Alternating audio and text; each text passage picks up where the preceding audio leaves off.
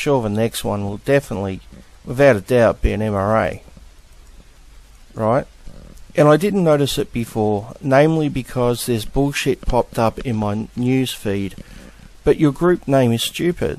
Exposing men's rights activism? What? I'm a feminist, and as far as I know, men and women have equal rights. No. Why is men's activism any worse than women's activism? Hint, it's not. Hi, welcome to reality. Claiming all men are rapists because they don't like a colour of lipstick is sexist. Period. Again, fuck off. Well, you know, this isn't a very strange example of a men's rights activist, because they clearly state in the example that they are a feminist. Maybe we should look at the next example. Well, this one comes from Men's Rights News, so yeah, I have to give this one to them. It's pretty clear that it's most likely a men's rights activist, but let's read it anyway. Women have never been oppressed. Women have been protected and provided for, at the cost of men's lives. You don't oppress something you're protecting.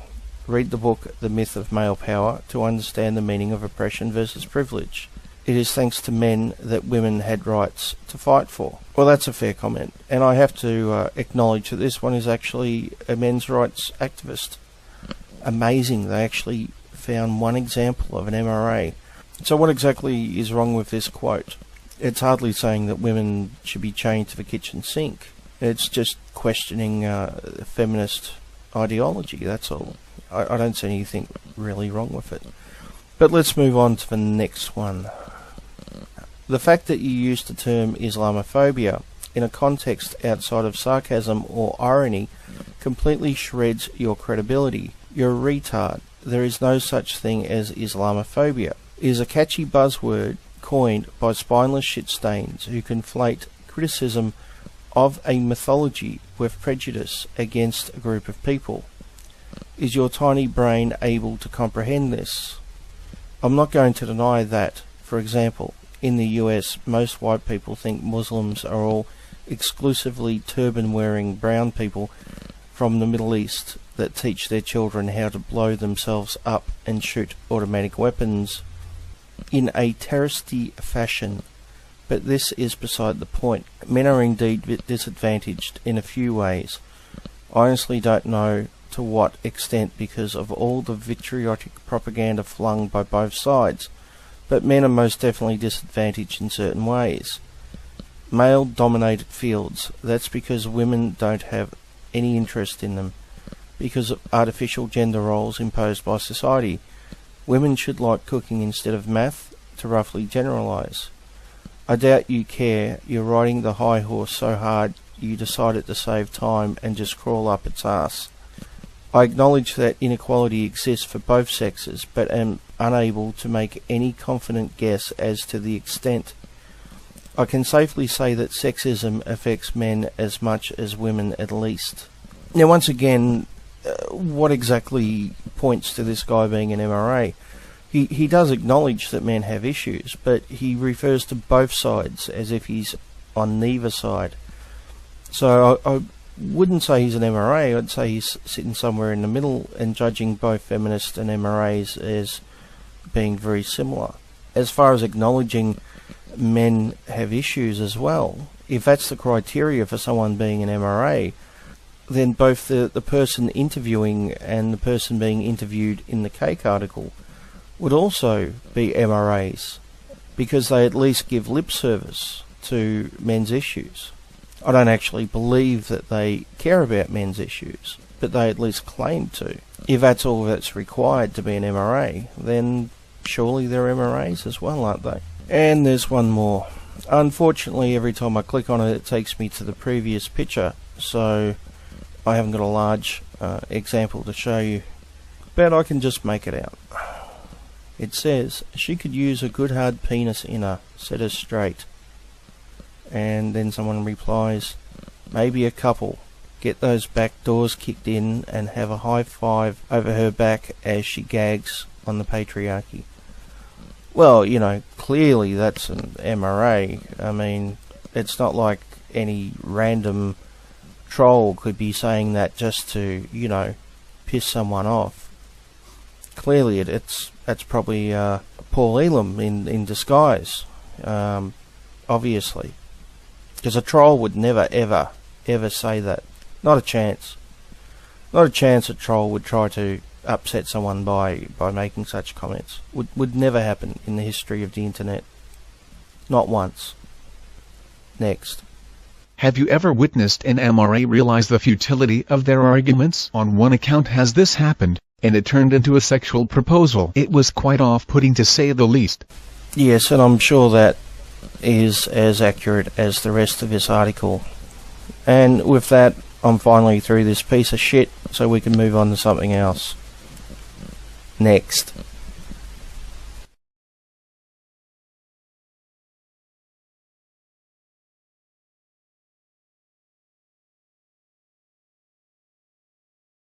So I'm guessing by now, you've all seen this footage.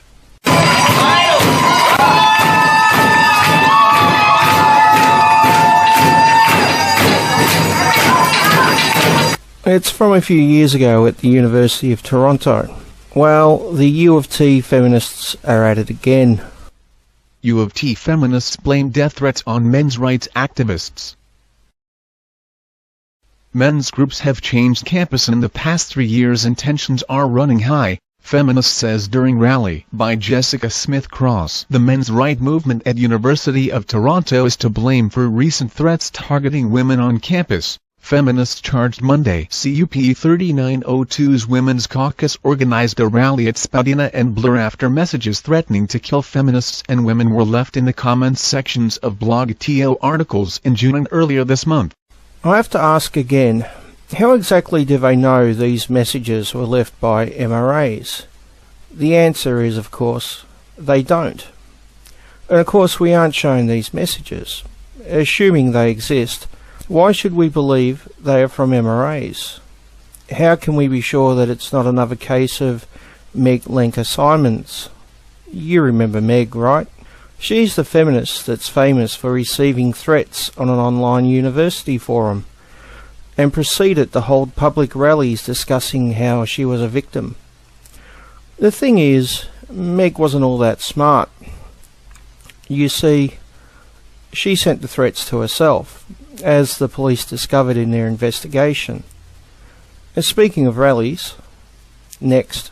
About 200 union members, women and male allies marched through the streets chanting slogans including, "We are U of T, we fight against misogyny." Count Kristen Wong-Tam and NDP candidate Jennifer Hawley were among those who gave speeches to the crowd. Feminist Ashley Engel also spoke, talking about how men's groups have changed campus in the past 3 years. Tensions have run high, she said, and feminists who've protested the groups have received death and rape threats. These threats that we are here to stand up against today, they didn't come out of nowhere, she said. They are supported by an environment that is hostile and backwards and encouraged by these men's rights misogynists on our campus.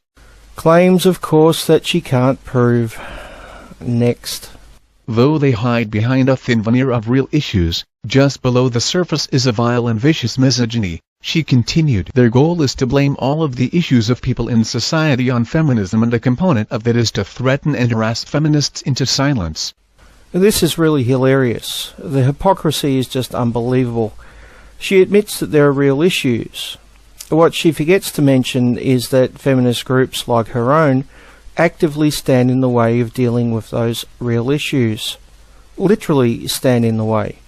Actively shut things down every chance they get. And then they actually have the nerve to wonder why we have a problem with feminism. It's just unbelievable. Of course, pulling fire alarms and trying to shut down any and all discussion has backfired on them. So now they are playing victim, damseling for sympathy, and attempting to demonise EMRAs.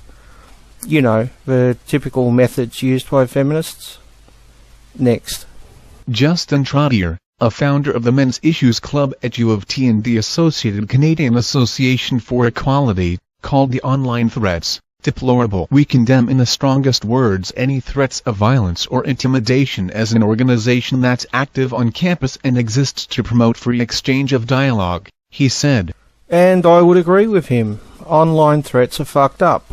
That is, online threats by anyone. including social justice warriors? Or don't bomb threats count when they are against gamergators? Next. He denied either organization is a men's rights group or anti-feminist. We would like to see the temperature turn down a little bit, and for people to engage in positive, productive, constructive dialogue. He said it was never the goal to create a war or a gender war. Unfortunately, his opposition aren't interested in dialogue. They aren't interested in discussion, just bullying and harassment. But there is an even more shocking case of harassment by MRAs at a university, this time in the UK.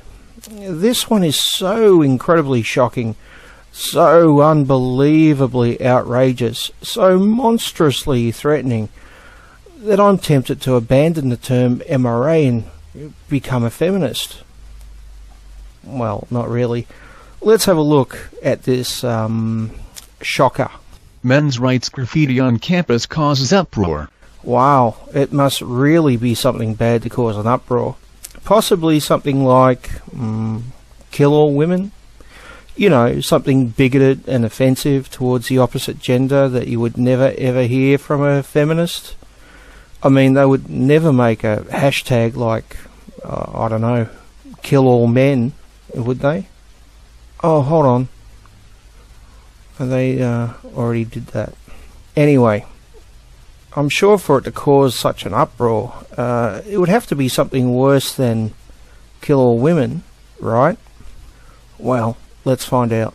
Provocative graffiti about men's rights has sparked outrage on campus. The apostrophe lacking doodle, which reads, men's rights, London student, was spotted in the King's Building unisex toilets by theology student Nick Jobs' success.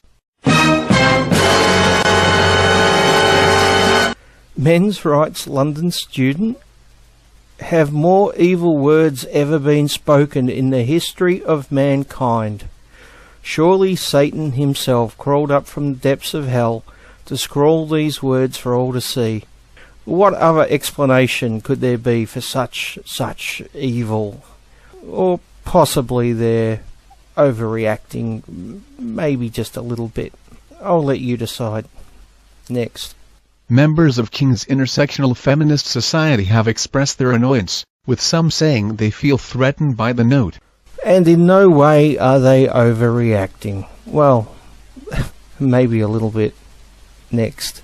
Nick spotted the writing in one of the unisex cubicles in the King's Building on the second floor. He expressed his initial reaction of shock and disgust to us. He said, "It was really shocking to see it on campus, even as a man. It's chilling to think that there are people so strongly opposed to women's rights at our university." And of course, here we have it. The bullshit claim that being a men's rights activist means you want to take away the rights of women. Once again, we have a group of misinformed feminists overreacting due to bigoted feminist propaganda, which is kind of amusing considering what they say next. Meanwhile, Sophie, IFEMSOC president, told the Tab, "I find MRA groups quite amusing really, because they show a fundamental lack of understanding of what feminism, intersectional feminism in particular, truly is."